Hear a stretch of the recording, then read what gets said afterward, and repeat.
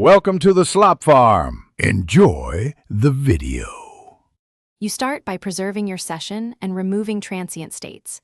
Save documents and close heavy apps, then disable Wi-Fi or toggle airplane mode for about 5 to 10 seconds to clear wireless handshakes.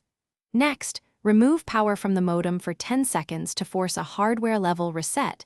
This clears buffer overruns and resets the carrier link. Once done, restore power and re-enable Wi-Fi so the device and network equipment can re-establish a clean connection. Now focus on the middle, more technical steps. Check physical connections.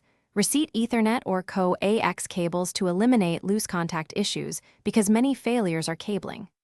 On your device, run DHCP release and renew to request a fresh IP lease, which resolves conflicts.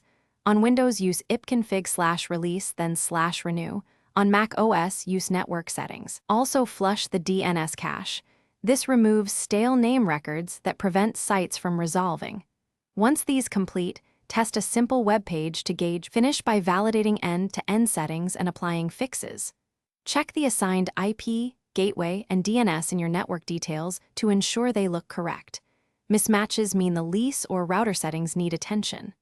Then reboot your computer or phone to clear OS networking stacks and update the network adapter driver if available.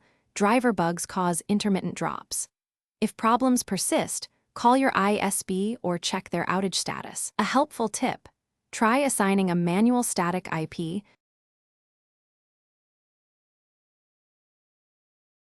Thanks for watching. Consider subscribing if we helped you today.